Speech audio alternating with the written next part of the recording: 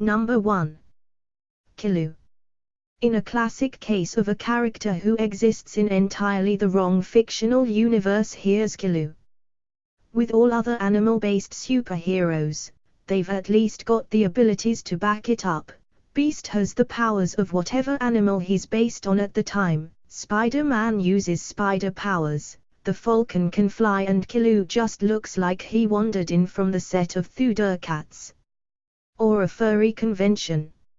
Lacking all the useful abilities of an actual cat, Killoo did try to make up for it with his other mutant power. His vocal cords could imitate any sound, making him the most popular YouTube cover artist of all time, but otherwise not doing much good for any team he's ever been a part of. Surely, once Killoo makes his big screen debut, this ability will be put to its proper use, but in a comic book. It's most of the reason they had to give him magic swords. If only Karma was so lucky.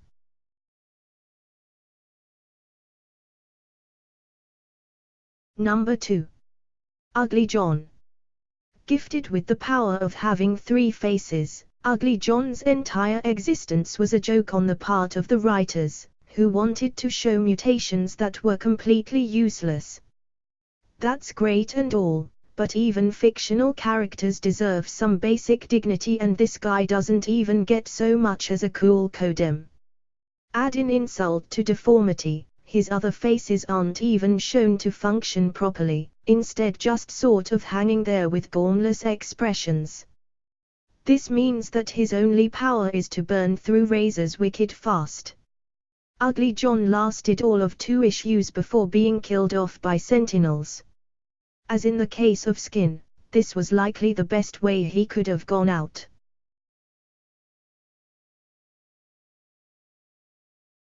Number 3. Ice Cream. Ice Cream is canon, somehow. Just let that sink in. A mutant with the ability to turn into any delicious flavor of ice cream, he became jealous of the X-Men's superior powers and hatched a plot to defeat them. We say hatched a plot kind of loosely, because the whole thing boiled down to him sneaking into the X-Mansion and just hoping that no one noticed the sentient blob of ice cream messing with the danger room controls. His plans were foiled with the help of a birthday clown. Ice Cream was frozen in a block of ice and we never saw him again. Not yet, anyway. Here's hoping that he plays a major role in Civil War 2.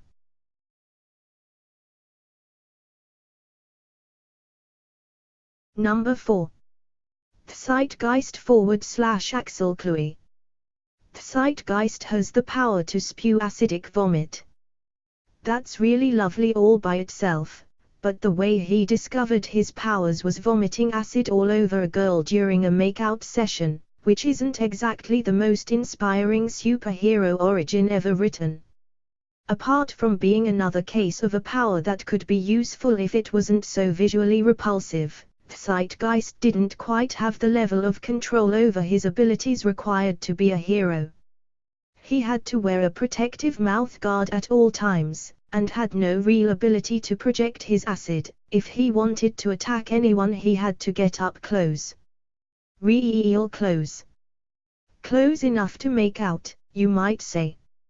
His uses were limited to haphazardly melting locks and trying to get close enough to robots to melt their faces. Finer use of his powers were off the table, mostly because his vomit was too unstable to focus in any way, and showing him licking a person's handcuffs off was deemed too disgusting even by comic book standards.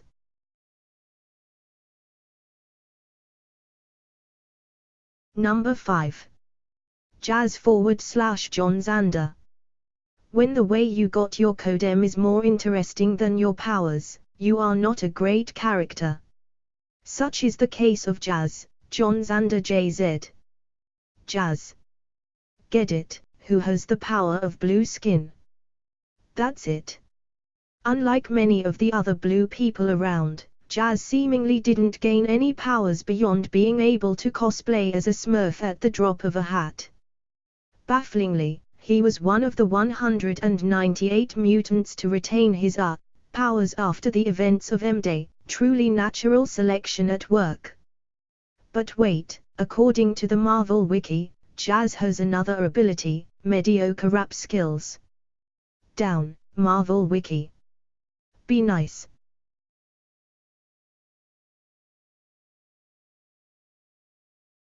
Number 6. Skin /Agello Espiosa. Skin has lots of skin, which is kind of like being Mr. Fantastic without the utility or the brains. His only method of attack is to literally throw parts of himself at the enemy and hope that they are too disgusted to fight back, which is actually a pretty safe bet. Skin was meant to be another woe is me, my mutation forbids me from entering society mutant, but he came along well after the era when perfectly good-looking mutants were being hunted down and exterminated by killer robots, so the message was about as weak as his dangling jowls. He was figuratively crucified by the fans for being useless and gross, and then literally crucified by a mutant hate group. Not that we'd wish that on anyone, but in Skin's case, it was probably for the best.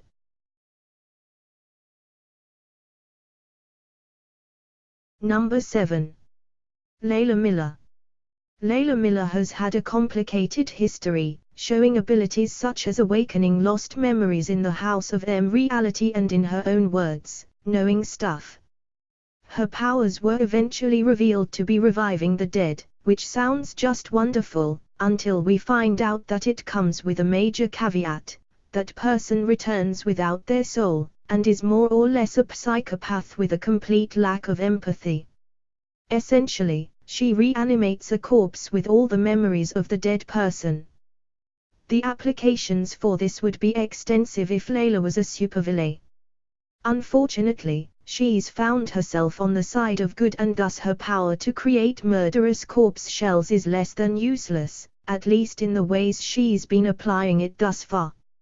Fortunately, Layla has plenty of skills besides this that make up for it. Also, she did manage to reanimate a dead butterfly that one time. Presumably, the insect world is now being menaced by a sociopathic butterfly with tiny, adorable plans of world domination.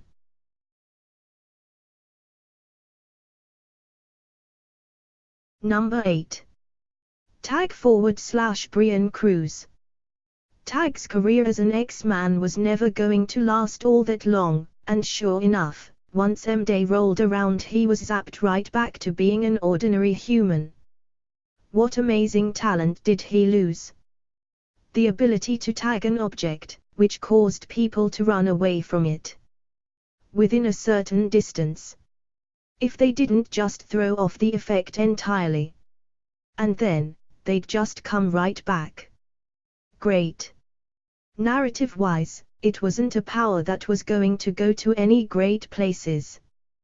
Tag eventually gained the ability to reverse the effect and make people flock to something, another one of those powers that have real-life uses but not so much in a dynamic comic book, and can easily be replicated by a half-decent telepath. His proudest moment happened in the House of M reality, where he tagged a person and caused them to commit suicide by jumping out a window. Nice one, Tag. Your power applications are mild crowd control and traumatic murder.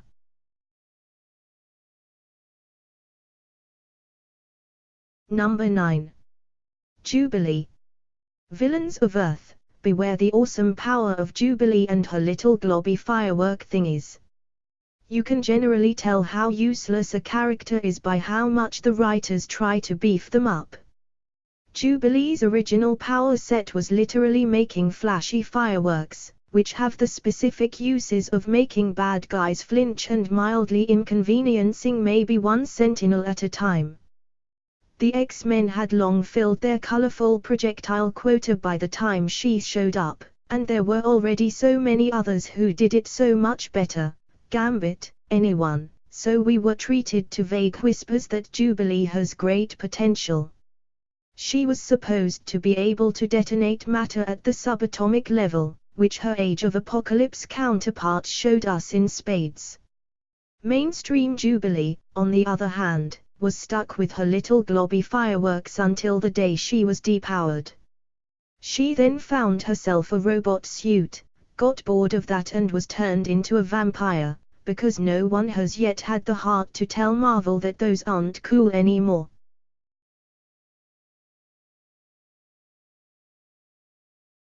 Number 10. Long neck. Long neck was a guy with a long neck. 6 feet, to be precise, which you might notice is the average length of a fairly tall person and not all that much use unless he wanted to swing his head around like a really self-destructive flail. He was later sent out to help stop Zor's rampage, because Cyclops apparently thought that the power to do a really good check under the bed for lost change was exactly what was needed to aid in taking down a superpowered psychopath. And then, Longneck lived out his life with his mutant brothers, who never judged him for his weight, number. He was depowered, the process of which caused his neck to snap and kill him instantly. Well, that's irony for you.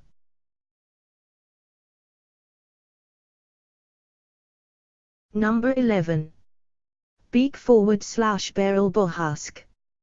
Beak was probably around just to show the ugly side of the mutant race, that there was mutants whose powers were less of the cool eye lasers and more socially repulsive man-beast. Beak was the poster child for the asterisk at the end of Homo Superior. Scroll to the bottom of the page and you'll find, in small print, most of the time. His powers included looking like a vulture, hollow bones, wings that didn't work properly and the ability to spawn little hybrid babies. Given that he lacked the ability to punch anyone without all his bones shattering, Beak's main form of attack was to repeatedly shove his face into the enemy and hope for the best. He was eventually depowered, which was a massive relief for everyone involved, and managed to pick himself up a techno suit that looks surprisingly good, actually.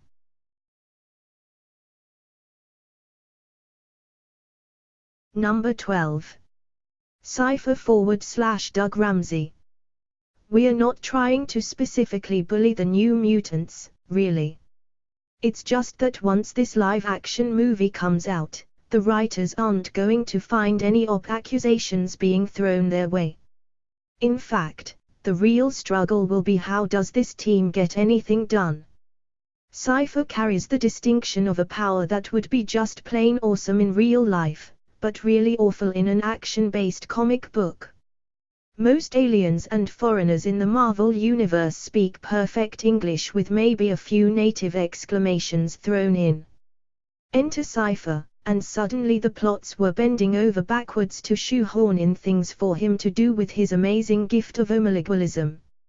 As his name implies, Cypher might have done far better sitting at a screen as command and control, using his flawless grasp of language to guide the X-Men in the field and hack whatever needs hacking, and sure, he got to do a fair bit of it in the field. They stuck him in one fight after another and had him become a master martial artist through body language, which is actually just a phrase and has no relation to martial arts at all, but whatever. He then managed to lose most of this scrap of usefulness with the introduction of Warlock, the shape-shifting alien robot with computer powers that rendered Cypher even more redundant than ever before. But hey, at least his Welsh pronunciation is flawless.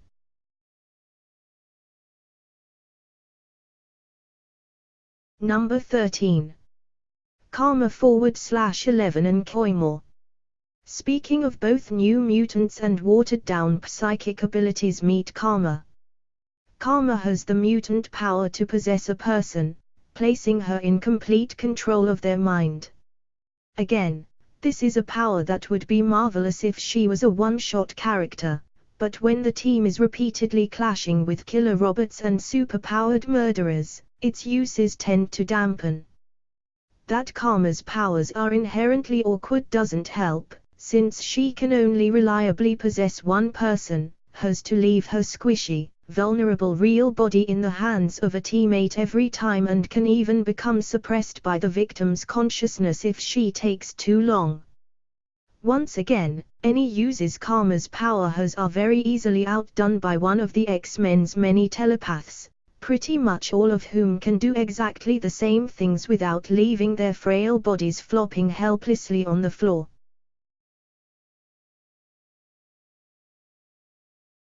Number 14. Danielle Mustar / Mirage. Danielle Mustar / Mirage was a member of the New Mutants, who were themselves temporary replacements for the actual, missing X-Men. Temporary was the key phrase here, as most of their powers turned out to be redundant. She had the ability to talk to animals, but never really applied this power in the way that you'd think, which would be summoning a horde of rhinos to stomp all of the bad guys. Still worse was Mirage's ability to psychically animate a person's fears, which works just great as a one-off gimmick but not so much when that person is a regular member of the team.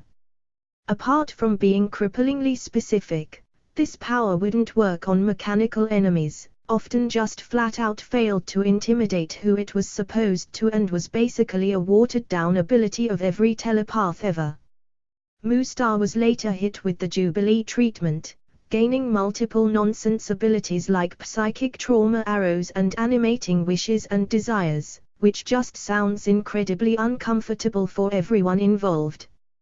Eventually the writers just threw up their hands, blindly mashed their keyboards, and Day was gifted with magic as good Valkyrie powers, because at this stage, why the frig not?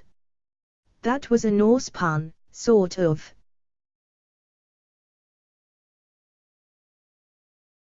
Number 15. Angel / Warren Worthington 3. As a PR guy, Angel is spot on. He looks angelic, is obscenely rich, and one of his grab bag of powers includes having zero body fat. Ladies. But his most famous and used ability is that of flight, by way of two massive wings sticking out of his back. You know, flight, like the roughly 50% of other superheroes who don't have a more interesting way to get around. Angel was useful enough in the early days of the X-Men when he was the only flyer on the team, but he was conveniently retired when the squad began to fill with mutants who could fly under their own power, i.e. without two huge targets just flapping about. Storm flies with the wind, Phoenix flies with telekinetic power, Rogue, sometimes, flies apropos of nothing. Meanwhile, taking Angel out is as simple as aiming for his two massive weak spots. And once those are disabled, well, I guess he could try to solve that Magneto problem by throwing some money at it.